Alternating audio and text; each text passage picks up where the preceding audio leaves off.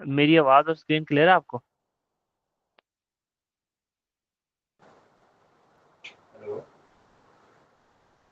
आ रही आवाज। अच्छा, यहाँ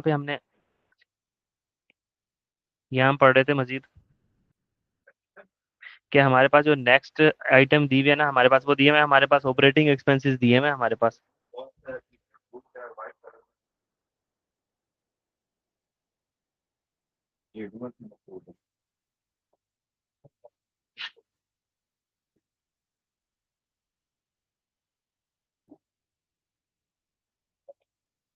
इसके बाद हमारे पास दिए हुए हैं ऑपरेटिंग एक्सपेंसेस। ऑपरेटिंग एक्सपेंसेस में हमारे पास है सेलिंग एक्सपेंसेस, एडमिनिस्ट्रेटिव और डेप्रिसिएशन। ठीक है, तो हम यहाँ पे निकाल रहे हैं एक्सपेंसेस। ठीक है, ये है वो एक्सपेंस की फिगर जो पीएनएल के अंदर गई है। ठीक है, अब हम कैश फ्लो पढ़ रहे हैं, तो कैश फ्लो में मैंने बताया भी था कि हमने वो एक्सपेंसेस लेना है जो कैश की मद में पे किए गए हैं। ठीक है, यानी कि कोई भी ऐसा खर्चा हुआ, वेजेस एक्सपेंस डेबिट और कैश क्रेडिट। ठीक है, इस जिसकी मद में पैसा दिया गया हो। इंश्योरेंस एक्सपेंस डेबिट और कैश क्रेडिट। ठीक है, ऐसा कोई एक्सपेंस। लेकिन डेप्रिसिएशन एक्सपेंस डेबिट और हमारे पास एक्यूमुलेटेड डेप्रिसिएशन क्रेडिट होता है, तो उसके मद में कोई हमने कैश नहीं दिया होता। तो सिंपली हम वहां पे क्या करेंगे, उस एक्सपेंस को इग्नोर कर देंगे अपना कैश फ्लो बनाते हुए। तो हमने यहाँ पे टोटल एक्सपेंसेस की फिगर लेनी है। ठीक है, टोटल एक्सपेंसेस जो हमारे पास ऑपरेटिंग एक्सपेंसेस दिए हैं उसमें से सेलिंग एक्सपेंसेस प्लस हमारे जो एडमिनिस्ट्रेटिव एक्सपेंसेस हैं, और वो कितने बनेंगे, 634। मैं यहाँ थाउजेंड को राउंड ऑफ कर रहा हूँ, और उसके साथ 1348। 1348। तो ये हमारे पास वो एक्सपेंसेस आ गए जो कैश के एक्सपेंसेस है।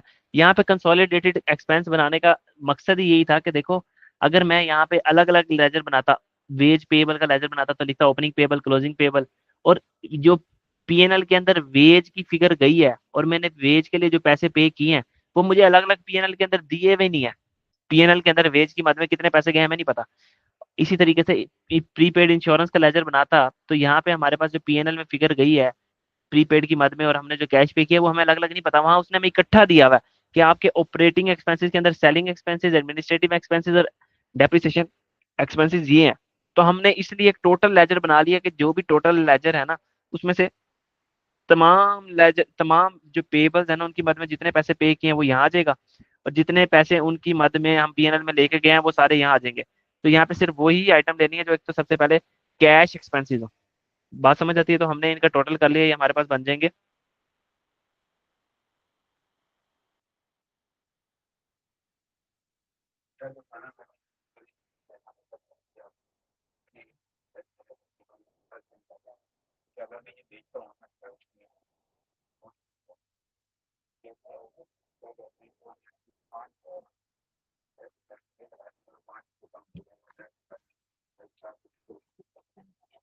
ठीक है, तो ये बन जाएगा हमारे पास फिगर 1982000। ठीक है, अगर मैं यहाँ से बैलेंसिंग फिगर निकालूंगा तो हमारे पास कैश की जो बैलेंसिंग फिगर आ जाएगी वो बन जाएगी 1961000।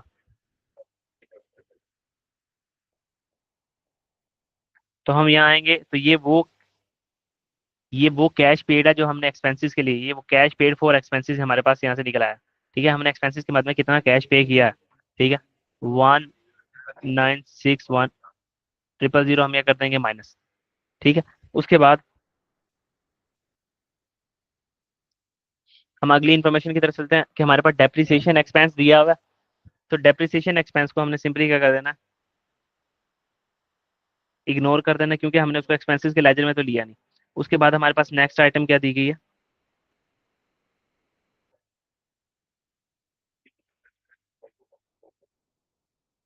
हमारे पास इनकम्स दी गई हैं, अदर रेवेन्यू और एक्सपेंसेस, जिसमें हमारे पास gain on sale of land. अब हमारा स्टार्टिंग पॉइंट पीबीटी है ही नहीं, तो हम कोई गेन उल्टाएंगे ही नहीं। ठीक है, लेकिन इन्वेस्टिंग एक्टिविटीज के अंदर जो हमने कैश लेके जाना है डिस्पोजल की मद में, कि cash received from disposal of dash dash, जो भी एसेट सेल हुआ होगा, तो उसके लिए हम यहाँ क्या करेंगे, डिस्पोजल का लेजर लाजमी बनाएंगे। यहाँ से हमने डिस्पोजल का लेजर बनाया कि 3 डिस्पोजल हुए हैं। तो हमारे पास जो हमने लैंड डिस्पोज की है उसके ऊपर हमें गेन आया। तो डिस्पोजल में गेन किस साइड पे आता है, इस साइड पे। तो हमारे पास जो गेन आया टोटल वो कितना आया, वो आया 64,000 का हमारे पास गेन। ठीक है, 64,000 का गेन। तो ये डिस्पोजल का हमने लेजर बना लिया लैंड का। ये हम किस लिए बना रहे हैं, ताकि हमारे पास से यहाँ जो कैश का बैलेंसिंग फिगर आता है वो आए, और उसके बाद हम क्या करें, सिंपली इसको उठा के लेके जाएं cash receive from the disposal of land, ठीक है, इन्वेस्टिंग एक्टिविटीज के अंदर। इसलिए हम ये कर रहे हैं। और हमने गेन को उल्टाया क्यों नहीं, क्योंकि हमारा starting point profit before tax है ही नहीं। उसके बाद हमारे पास दिया हुआ gain on sale of long term investment, तो हमने यहाँ पे डिस्पोजल का अकाउंट बनाया कि लॉन्ग टर्म इन्वेस्टमेंट भी हमने डिस्पोज किए। डिस्पोजल ये आ गया LTI लॉन्ग टर्म इन्वेस्टमेंट्स। तो हमारे पास,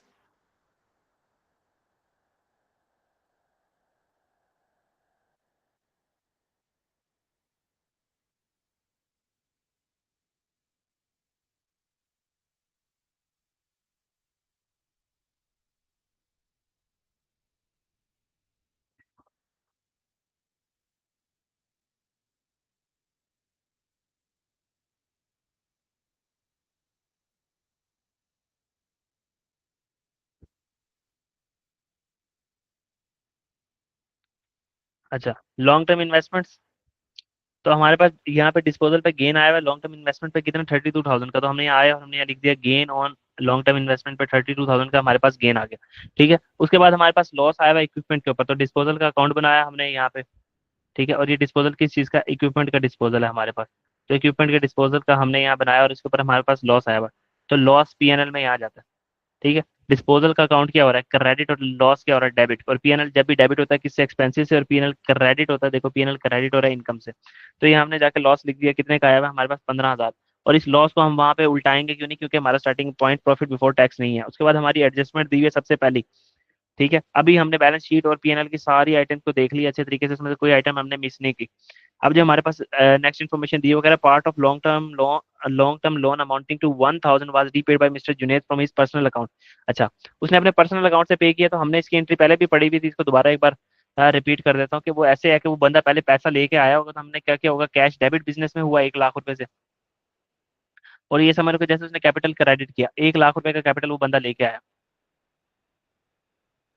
ठीक है। तो एक बंदे 1 लाख रुपए का जब वो कैपिटल लेके आया, तो हमने यहाँ कैपिटल के अंदर ये एंट्री जाके पोस्ट कर दी कि वो भाई नया कैपिटल लेके आया है।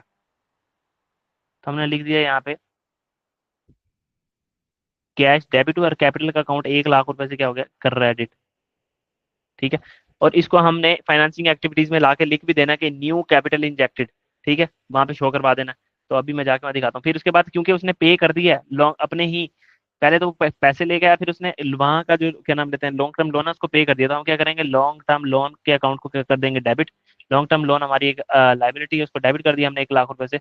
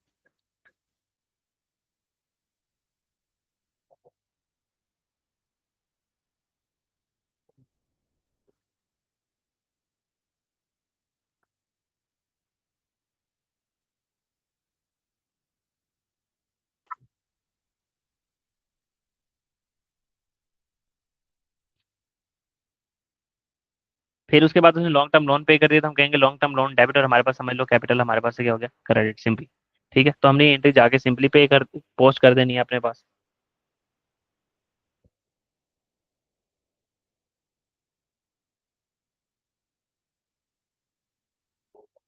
कि ये देखो सिंपली बात क्या हुई थी, पहले भी मैंने इसको बताया था कि ऐसी है जैसे वो पहले पैसे लेके आया, कैश डेबिट और कैपिटल क्रेडिट हुआ, फिर लॉन्ग टर्म लोन डेबिट कर दिया उसने, ठीक है, अपने पास से।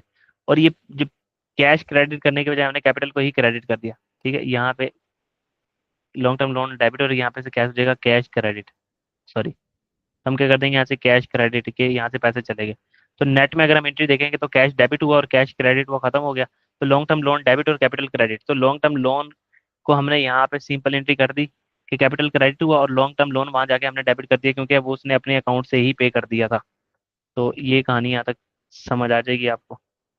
ये एंट्री पहले भी मैंने करवाई थी। तो हम यहाँ आएंगे लॉन्ग टर्म लोन के अकाउंट के अंदर, और सिंपली हम क्या करेंगे कि लॉन्ग टर्म कैपिटल का अकाउंट क्रेडिट हो गया, लॉन्ग टर्म लोन का अकाउंट क्या हो गया, डेबिट।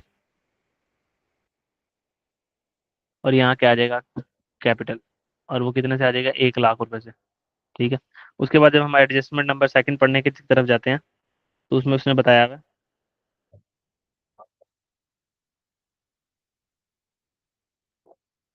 वो कह रहे हैं long term investment costing 1 lakh were sold during the year. Long term investment जो आपके पास दी हुई है ना, 1 लाख रुपए की इन्वेस्टमेंट आपकी बिक गई है। तो हमारे पास यहाँ लॉन्ग टर्म इन्वेस्टमेंट का लेजर कहाँ बना हुआ है देख लेते हैं हम अभी सबसे पहले तो उसको। ये जी हमारी लॉन्ग टर्म इन्वेस्टमेंट्स किधर है, ये जी हमारी लॉन्ग टर्म की इन्वेस्टमेंट्स। तो लॉन्ग टर्म इन्वेस्टमेंट्स में से हम सिंपली क्या करेंगे कि लॉन्ग टर्म इन्वेस्टमेंट हमने 1 लाख रुपए की लॉन्ग टर्म इन्वेस्टमेंट को सेल किया ड्यूरिंग द ईयर। तो यहाँ से डिस्पोजल क्या हो जाएगा, 1 लाख रुपए से लॉन्ग टर्म इन्वेस्टमेंट क्रेडिट, और डिस्पोजल का अकाउंट क्या हो जाएगा, डेबिट। और इधर हमने डिस्पोजल का अकाउंट भी बनाया हुआ था लॉन्ग टर्म इन्वेस्टमेंट का, तो हम यहाँ आएंगे केरल लॉन्ग टर्म इन्वेस्टमेंट। तो यहाँ पे क्या आ जाएगा, disposal, sorry long term investment, और वो कितने की, 1 लाख रुपए की। तो अब यहाँ बस क्यूमुलेटिव डेप्रिसिएशन की कमी है, फिर हमारे पास कैश निकल आएगा। फिर वगैरह depreciation charge during the on the equipment is 60,000, और equipment having a book value of 75,000 was sold during the year. एक इक्विपमेंट जो है जिसकी बुक वैल्यू आपके पास दी हुई है 75,000, वो बिक गया है। ठीक है, एक इक्विपमेंट जो बिक गया है, इक्विपमेंट की क्यूमुलेटिव डेप्रिसिएशन लग दी हुई है, तो ये इक्विपमेंट का अकाउंट कॉस्ट पे बन रहा है। तो हमें तो चाहिए इक्विपमेंट की यहाँ पे कॉस्ट जो उस किताबों से निकली है डिस्पोजल, और उसने हमें क्या दी हुई है, बुक वैल्यू। तो हमने बुक वैल्यू हमें दी हुई है, हमने उसकी निकालनी है कॉस्ट। तो ये हमारे पास डिस्पोजल का अकाउंट दिया हुआ है सबसे पहले। तो वो कह रहा है एक जो है बुक वैल्यू वाला अकाउंट, वो जो है ना वो बिक गया है, 75,000 बुक वैल्यू वाला बिक गया है। और उसकी डेप्रिसिएशन जो है, डेप्रिसिएशन हमें यहाँ लिख ली कि डेप्रिसिएशन हमारे पास है जो उसने दी है 60,000 की, उसकी डेप्रिसिएशन कितनी, 60,000। तो अगर हम यहाँ पे बैलेंसिंग फिगर निकालें, तो यहाँ पे बैलेंसिंग फिगर जो चीज़ आ रही है वो क्या आ रही है, डिस्पोजल। डिस्पोजल की बुक वैल्यू नहीं होगी, तो वो हमारे पास कितनी निकल आएगी।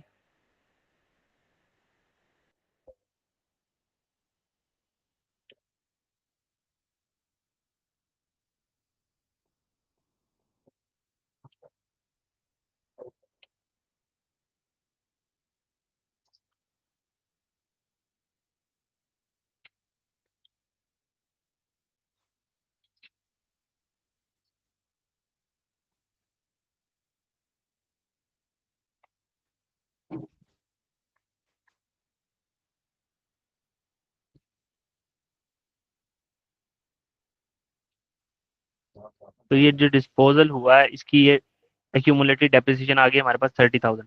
ठीक है।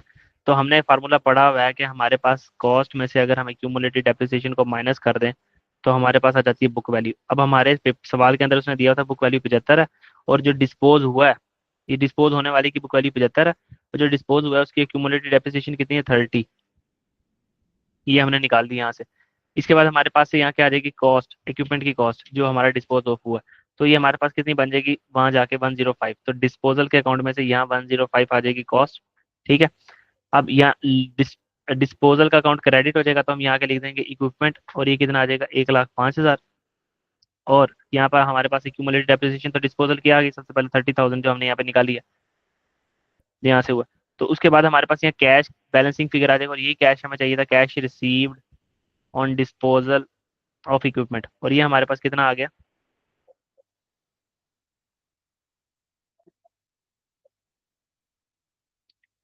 ये वो कैश है जो हमने जाके डिस्पोजल के टाइम पे शो करवाना है कि हमारे पास इक्विपमेंट को डिस्पोज करते हुए हमारे पास कैश रिसीव हुआ।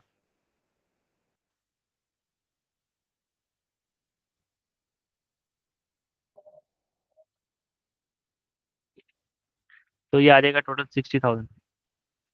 ठीक है। तो ये अकाउंट भी बैलेंस हो गया हमारे पास, ये अकाउंट भी बैलेंस हो गया, और ये अकाउंट भी बैलेंस हो गया। ये भी बैलेंस देख लेते हैं, ये बैलेंस हुआ कि नहीं हुआ। तो इसमें देखेंगे हमारे पास कहाँ पे बैलेंस आ रहा है। ठीक है।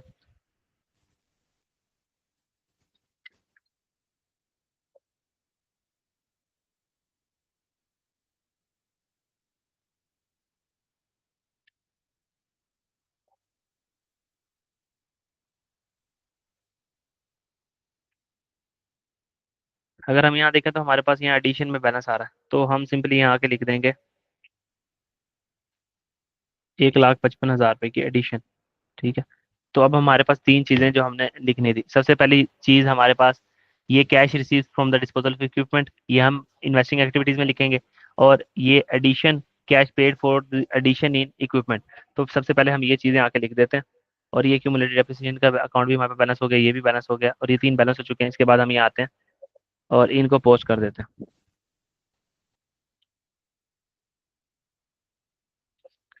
कि हम यहाँ आए,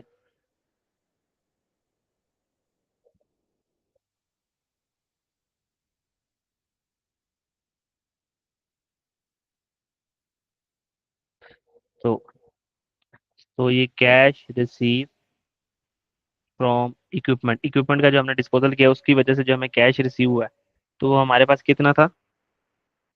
60,000। ये कैश हमें रिसीव हुआ। और जो हमने कैश पे किया for addition in disposal, disposal के अंदर, sorry, for addition equipment, equipment के अंदर जो हमने एडिशन किया उसके बाद में जो हमने कैश पे किया वो कितना? 155,000, ये हमारे पास दिया गया। तो हमने यहाँ 155,000 लिख दी। ये नेगेटिव फिगर आ जाएगी। अच्छा, उसके अलावा हमारे पास वो कैपिटल का हमने पोस्टिंग करनी थी, जो कैपिटल अकाउंट से हमें, कि जो ऑनर नया पैसा लेके आया था, तो हमने यहाँ पे सिंपली आके उसकी भी, कि न्यू कैपिटल, जो नया कैपिटल उसने इंजेक्ट किया था वो कितना था? 100 रुपीज का उसने न्यू कैपिटल। फिर यहाँ पे एक लोन रीपे हुआ था, और वो कितने का? सबसे पहले लोन रीपे हुआ 100 का। अच्छा, इसके बाद हम आते हैं एडजस्टमेंट, अपनी अगली एडजस्टमेंट के ऊपर, जो कि तकरीबन हमारी लास्ट एडजस्टमेंट है। वो वो कह रहा है कि आपके पास ड्राइंग्स हैं 5,68,000 रुपए की। तो हम इस ड्राइंग्स को आके कैपिटल के अकाउंट में सिंपली पोस्ट कर देंगे।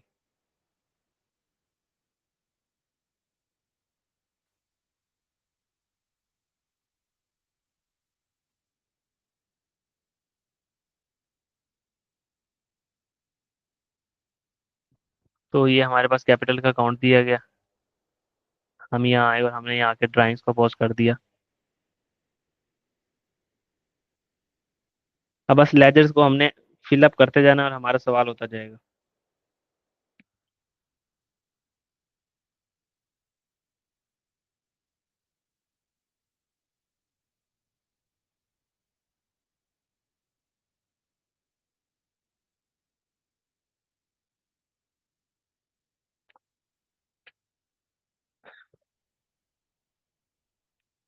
तो यहाँ हम आते हैं और ड्राइंग्स में,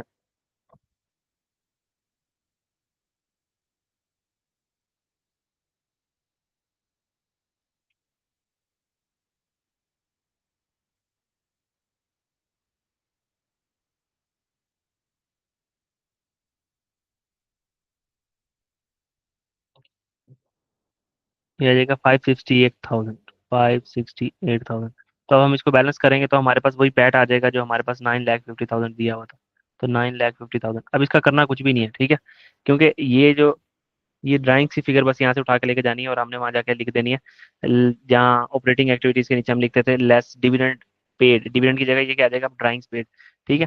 तो ये कैपिटल का अकाउंट हमारे पास बैलेंस हो गया। अगर हमारा इनडायरेक्ट मेथड होता तो ये 9,50,000 हम पीबीटी वहां पे उठा के लेके जाते और इसके अंदर टैक्स को एडजस्ट कर देते। तो सिंपली अब हम आएंगे इस नौ, जो हमारे पास 568,000 है, इसको हम यहाँ लिखेंगे जो हमने डिविडेंड यानी ड्राइंग की है। तो हम यहाँ आए और यहाँ लिख दिया हमने 568,000 किसकी मद में? डिविडेंड या ड्राइंग्स की मद में, क्योंकि एक ही ऑनर है तो इस वक्त ड्राइंग्स होंगी। 568,000 नेगेटिव। अच्छा, अब हम सिंपली अपने लेजर्स को बैलेंस करते हैं क्योंकि हमारा सवाल ऑलमोस्ट एंड हो चुका है। ठीक है। तो ये हमारे पास डेटर अकाउंट पहले बैलेंस था, और उसके बाद इन्वेंट्री का अकाउंट भी बैलेंस था, एक्सपेंस का भी बैलेंस हो गया, ये भी बैलेंस हो गया। लॉन्ग टर्म इन्वेस्टमेंट्स हैं, इसके अंदर आके देखते हैं हम सिंपली। अब एक एक अकाउंट को देखते जाते हैं और आगे चलते जाते हैं। ठीक है, हमारे पास ये लॉन्ग टर्म इन्वेस्टमेंट दिए हैं। लॉन्ग टर्म इन्वेस्टमेंट में अगर हम देखें तो हमारे पास बैलेंस किस साइड पे आ रहा है?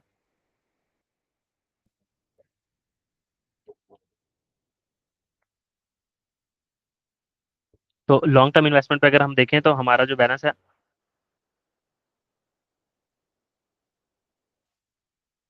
अच्छा, मैंने ये लॉन्ग टर्म लोन में ये एंट्री करनी थी, यहाँ पे कैपिटल वाली, ये लॉन्ग टर्म इन्वेस्टमेंट में मैंने एंट्री कर दी। ठीक है, तो इसको हम लॉन्ग टर्म लोन में जाके कर देंगे एंट्री इसकी।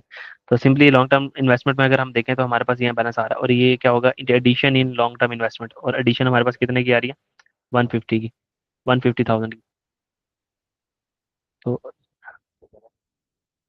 150,000 हम आके वहाँ पे लिख देंगे कि simply addition in long term investments, cash paid for addition in long term investment. तो हम यहाँ आए और हमने यहाँ के लिख दिया कि हमने cash pay for addition in long term investment. ठीक है, और ये हमने कितना कैश पे किया, 1,50,000।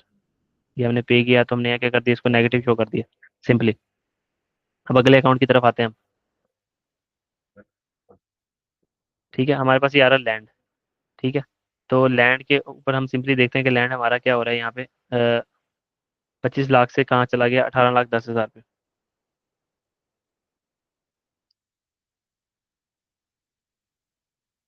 तो लैंड हमारा क्या हुआ है, डिस्पोज ऑफ हुआ है, कितने का,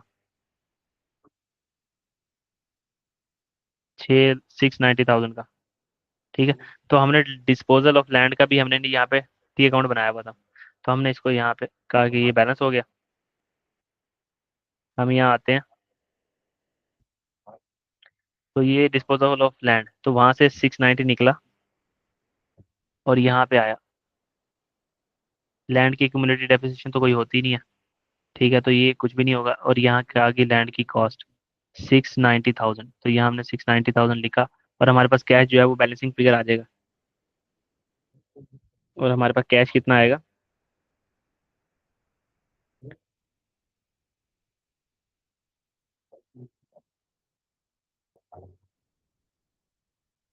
वो आ जाएगा 690, सॉरी 754,000। तो ये आ जाएगा 754,000। तो हम यहाँ नीचे आए, और ये आया 754,000। तो cash receive from the disposal of land हमारे पास क्या आ गया, 754,000। तो हमारे पास ये अकाउंट भी बैलेंस हो गया, और ये हमने उठा के ले जाना, 754,000 cash receive from the disposal of land. तो हम यहाँ ये लॉन्ग टर्म लोन में हमने जो लिखना था वो तो लिखने पहले यहाँ पे कि हमारी कैपिटल की मद में जो एंट्री हुई थी, कि हमारा लॉन्ग टर्म लोन डेबिट हुआ था और कैपिटल क्रेडिट हुआ था कितने से, 1,00,000 रुपए से। ये एंट्री जो हमने गलत पोस्ट कर दी थी तो लॉन्ग टर्म इन्वेस्टमेंट्स में, तो हम अब लेके जा रहे थे 754,000 को, cash receive from the disposal of land. तो हम जाके सिंपली वहाँ लिख देंगे अपनी इन्वेस्टिंग एक्टिविटीज में, cash receive from the disposal of land.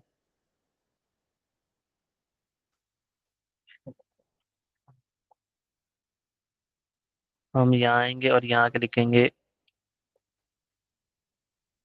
Cash received from disposal of land, इसको देख लेना आपने बस। तो ये हमारे पास कितना आ जाएगा, 754,000। ये वो सारी पुरानी बातें हैं जो ये हमने पहले भी की हैं, तो ये पॉजिटिव साइन के साथ आ जाएगा। इसके बाद हमारा लेजर देखते हैं अब कौन सा बैलेंस होने वाला रहता है।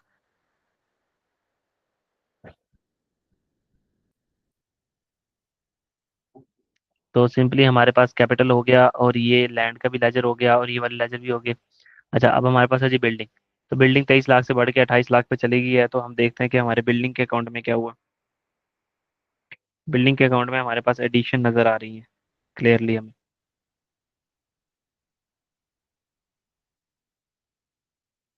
तो यहाँ हम लिख देंगे cash paid for addition in the building, simply.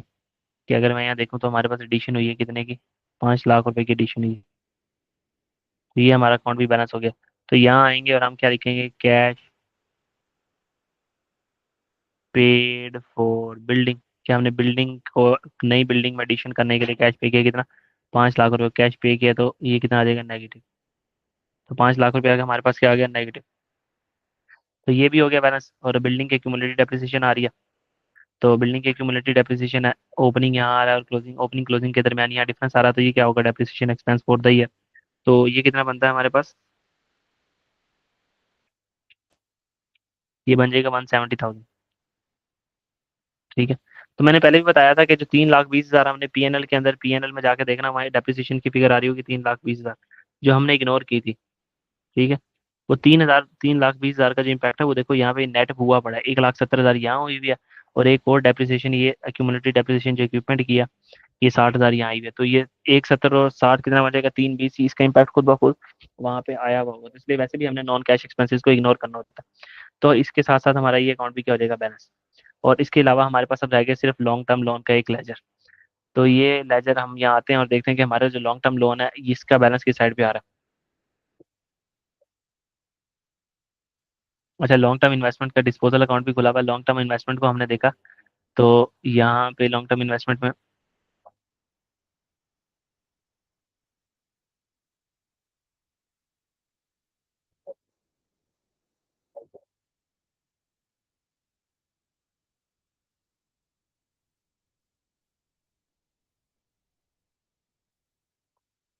Investment हमारी डेप्रिशिएट तो होती नहीं, तो एक्यूमुलेटेड डेप्रिसिएशन आ जाएगी।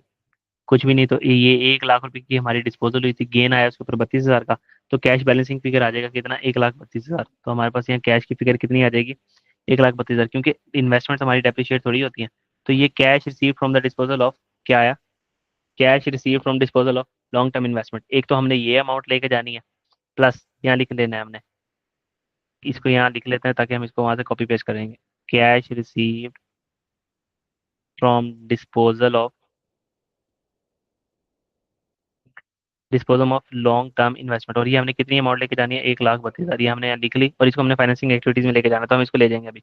अच्छा, अभी ये लेजर रहता है खाली, बस इसको देख लेते हैं और फिर हम अपने इसको क्लोज करते हैं।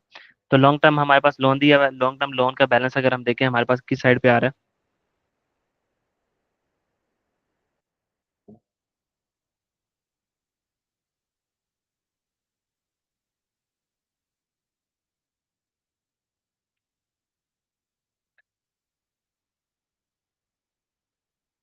ओपनिंग है तकरीबन 11,60,000, और ये इसके बाद हमारे पास ये आ जाएगा लोन, यहाँ पे बैलेंस आ रहा है, आई थिंक।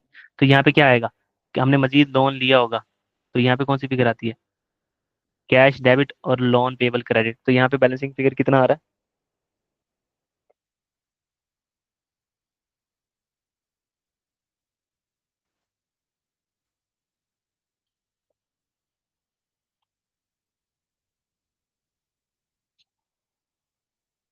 तो यहाँ पे हम कैलकुलेट कर लेते हैं, 116,000 माइनस कर दो 1 लाख,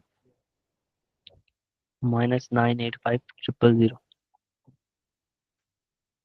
तो ये आ जाएगा 75,000। तो हमने मजीद 75,000 रुपये का लोन लिया। तो अब हमने दो चीजें लेके जानी है, ये तो हमने लेके जाना है इन्वेस्टिंग एक्टिविटीज में, और ये जो लोन मजीद लोन लिया है, लोन टेकन, तो इसको हम कहाँ ले जाएंगे, फाइनेंसिंग एक्टिविटीज में। तो इसको उठाया और हम यहाँ आ गए, और इसको हमने यहाँ लिख देना कि कैश हमने जो रिसीव किया from disposal of long term investment, और मजीद हमने जो लोन लिया ये कितना आ जाएगा, 75। तो ये आ जाएगा 1,75,000।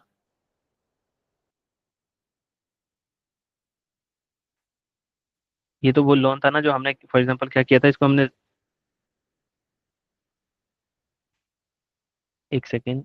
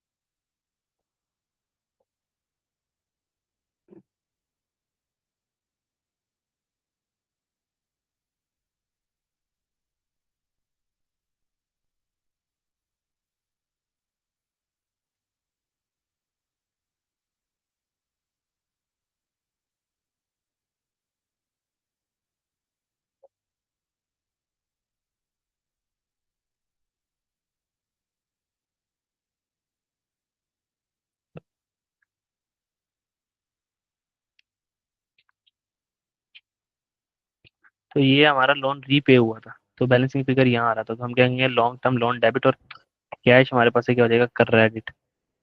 75,000 की फिगर यहाँ आ रही थी, तो ये लोन रीपे था। तो हम यहाँ आएंगे सिंपली और लिख देंगे कि हमारा अमाउंट क्या है, लोन रीपे हुआ है। बैलेंसिंग फिगर हमारा वहाँ आ रहा था। तो न्यू कैपिटल इंजेक्टेड 100 था, ये 100 का हमारा जो लोन था जो हमने रीपे किया था, और ये 75 का हमारा लोन, ये क्या आ गया, रीपे। तो 1,75,000 ये आ गया, और लाख हमारे पास ये आ गया। तो हमारे तकरीबन सारे अकाउंट क्या हो गए बैलेंस। अब हम इन सबका कर लेते हैं टोटल। तो अब हम शुरू से देखते हैं कि हमारे पास कैश रिसीव फ्रॉम कस्टमर ये है। ठीक है, इन सब का टोटल करते हैं कि टैक्स पेड कुछ था नहीं, डिविडेंड और इंटरेस्ट पेड भी हमारे पास नहीं था। इन सब का अगर हम टोटल करें तो हमारे पास डिविडेंड ड्राइंग्स वगैरह लेस करने के बाद cash flow from operating activities जो आना चाहिए वो आना चाहिए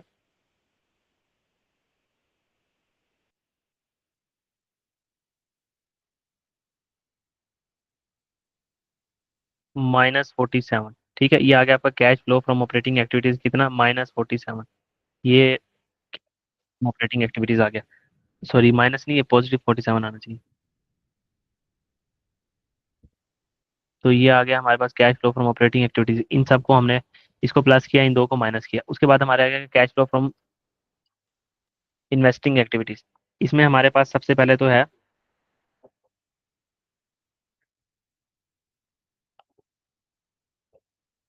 ये 150। इसका हम टोटल करेंगे तो हम थोड़ी सी जगह बना लेते हैं कि इसका टोटल हमारे पास कितना आएगा। ये बनेगा 141,000 पॉजिटिव। ठीक है, तो इसमें हमने क्या क्या ऐड करना है। सबसे पहले तो ये 150, 500 यानी 5 लाख, 1,50,000, 5 लाख, 1,55,000, 7,54,000, 1,32,000 +60,000। ये करेंगे तो हमारे पास टोटल आ जाएगा 1,41,000, इसको प्लस माइनस करने के बाद। उसके बाद हमारे पास cash flow from financing activities का जब हम टोटल करेंगे तो ये 1 लाख और ये 1,75,000 जो हमने रीपे किया। ठीक है, इसको नेगेटिव करेंगे तो हमारे पास आ जाएगा -75,000। ये आ जाएगा -75,000। तो अब लास्ट में हम क्या करते थे, A+B+C, A+B+C। तो A+ हमारे पास कितना हो जाएगा, ये 47,000 जमा 1,41,000 -75,000, माइनस माइनस क्या हो जाएगा आपस में, प्लस। तो हमारे पास इन तीनों का टोटल करने के बाद आना चाहिए 1,13,000। इसके अंदर हम ऐड कर देंगे opening cash and cash equivalent, opening cash and cash equivalent, ये opening cash and cash equivalent add कर देंगे। तो हमारे पास opening cash and cash equivalent कितना दिया है वो उधर आके हम सवाल में से देख लेते हैं कि हमारे पास कैश एंड कैश इक्विवेलेंट का हमने बनाया था, इसका हमने टोटल नहीं किया। इसका भी टोटल कर लेते हैं यहाँ जल्दी जल्दी से। ये आ जाएगा 548 नेगेटिव, ये 1000 लगा लेना साथ। ठीक है, और क्लोजिंग बैलेंस आ जाएगा 435,000 नेगेटिव।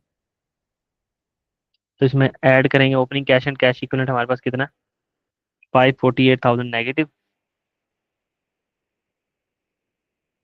तो हम यहाँ आएंगे और 548,000 नेगेटिव हम यहाँ माइनस करेंगे तो ये बराबर आ जाएगा किसके, 435,000 negative closing cash and cash equivalent, यही है हमारे पास। ठीक है, तो हमारी इस तरीके से डायरेक्ट मेथड के अंदर बैलेंस शीट ये जो कैश फ्लो है टैली हो जाएगा, closing cash and cash equivalent.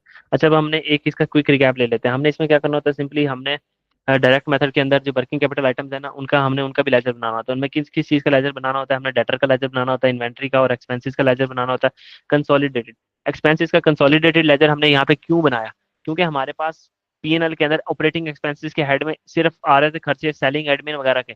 हमें ये नहीं पता था वेजेस की मद में हमने कितने पैसे पे किए, इंश्योरेंस की मद में कितने पैसे पे किए, और बाकी जितने भी हमारे कैश एक्सपेंसेस है कैसे पे किए हमने। उसने क्लब करके दे दी सारे एक्सपेंसेस। तो हमें कैश की फिगर निकालना मुश्किल हो रही थी, तो हमने क्या किया, एक ही एक्सपेंस के सारे एक्सपेंसेस को एक लेजर के अंडर हम ले आए। उसमें से टोटल फिगर हमने निकाल दी जो कैश के लिए P&L में गई है, और उधर से हमारे पास कैश बैलेंसिंग फिगर आ गया। अगर तो हर एक एक्सपेंस का लेजर का जो है ना आपके पास अलग अलग से दिया होता, P&L के अंदर लिखा होता कि आप P&L में वेजेस पेबल की मद में जो है ना इतना P&L में खर्चा लेके आए हो, फॉर एग्जांपल 13,000। तो आपके पास ओपनिंग पेबल दिया हुआ था वेजेस का, क्लोजिंग पेबल वेजेस का दिया था, और P&L की फिगर आप यहाँ से ले लेते तो कैश फॉर वेजेस आपके पास निकल आता। तो आप वहां पे अलग से लेजर बना सकते थे एक्सपेंस का। और तमाम एक्सपेंसेस के जो कैश हैं उनको क्लब करो, जमा करो, तो आपके पास कैश पेड फॉर एक्सपेंसेस आ जाएगा, जो आपकी डायरेक्ट मेथड के ऊपर सबसे तीसरे पॉइंट है आपका बुलेट पॉइंट।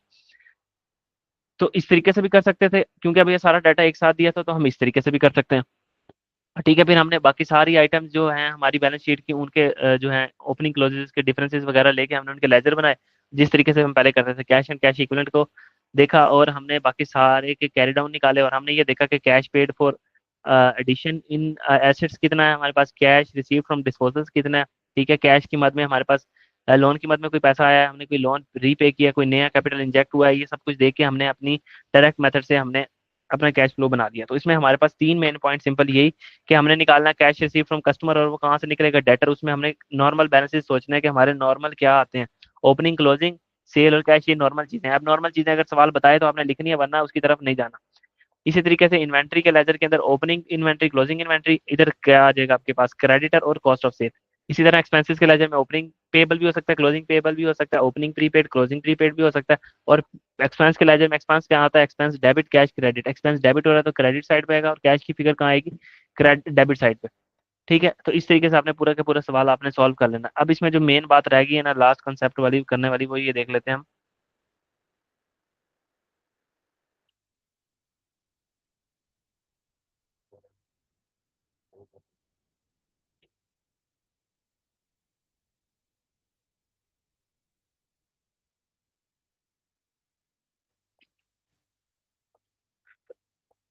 अब हम यहाँ एक नई शीट ओपन करते हैं और देखते हैं छोटा सा कंसेप्ट।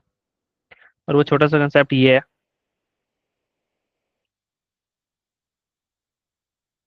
कि हमने अभी पढ़ा कि हमारे पास ये एक्सपेंसेस का लेजर बनाना, ठीक है, अभी हम पढ़ के आए हैं। ठीक है, इस एक्सपेंसेस के लेजर में यहाँ हमारे पास ओपनिंग प्रीपेड था, यहाँ पे एक और ओपनिंग प्रीपेड था,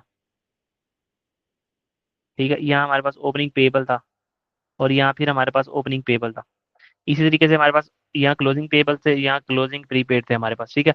और यहाँ हमारे पास फिगर आ रही थी किस चीज़ की, पीएनएल की, और यहाँ हमारे पास फिगर आ रही थी कैश की।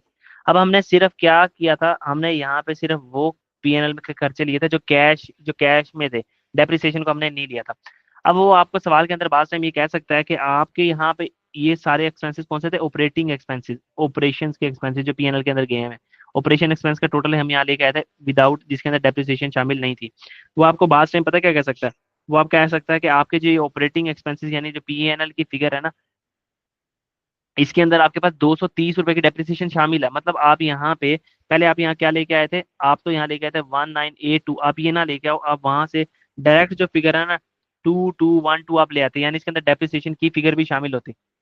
2212 वो आपको कह देता कि ये जो पीएनएल ऑपरेटिंग एक्सपेंसेस है ना, इसमें आपका डेप्रिसिएशन एक्सपेंस शामिल है। तो आपने इसको डायरेक्ट लेजर के अंदर नहीं लिखना, आपने क्या करना है, यहाँ पे आना है।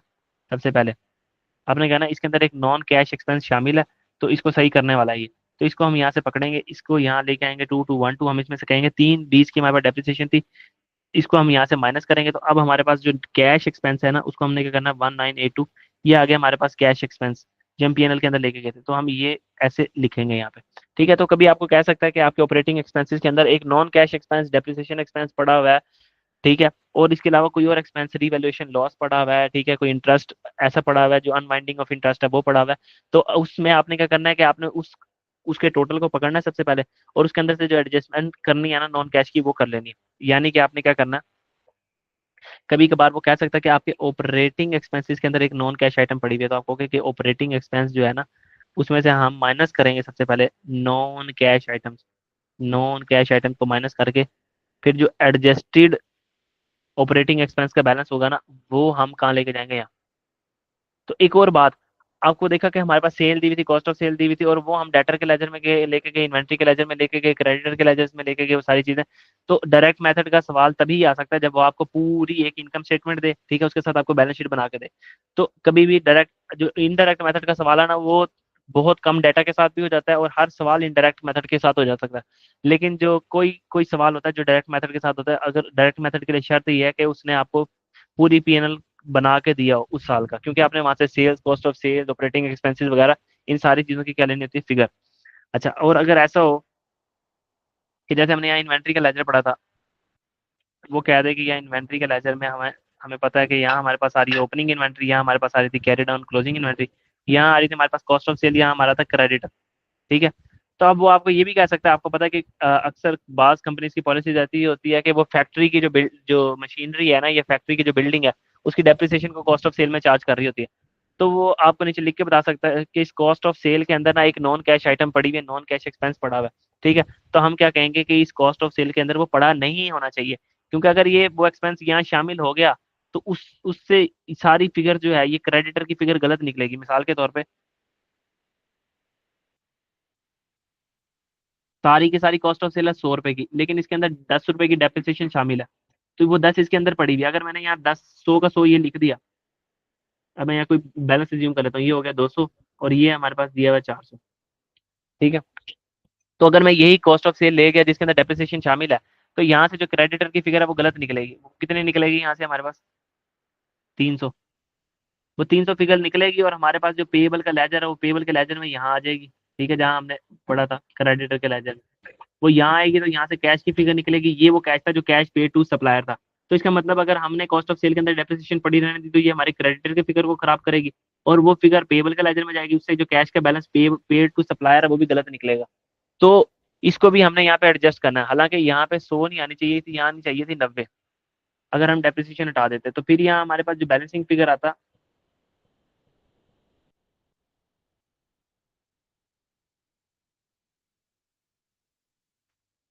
वो आता 290। ये 290 जो यहाँ जाना चाहिए था और उससे कैश का बैलेंस यहाँ बैलेंसिंग फिगर निकलने चाहिए थे, उससे हमारी गलती ना होती। तो कभी अब इसका रूल ये है कि कभी वो कह सकता है कि एक्सपेंसेस में, ऑपरेटिंग एक्सपेंसेस में एक ऐसा एक्सपेंस है जिसके अंदर नॉन कैश एक्सपेंस शामिल है, तो आपने क्या करना है, उसको सबसे पहले निकालना है और एडजस्टेड ऑपरेटिंग एक्सपेंस को लेके जाना है। कॉस्ट ऑफ सेल में कभी कह सकता है बिल्डिंग की, फैक्ट्री की जो डेप्रिसिएशन हमने वहाँ पे चार्ज कर दी है, तो आपने उसको निकालना है और वहाँ पे लेके जाना है। तो सिंपली हम इसका रूल यहाँ पे ये लिख लेंगे।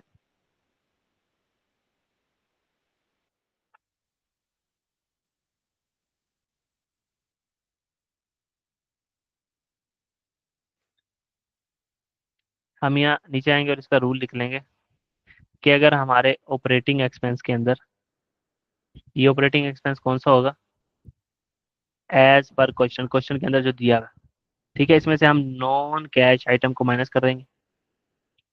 अब वो नॉन कैश आइटम्स कौन कौन सी हो सकती हैं? वो नॉन कैश आइटम आपकी डेप्रिसिएशन एक्सपेंस भी हो सकती है।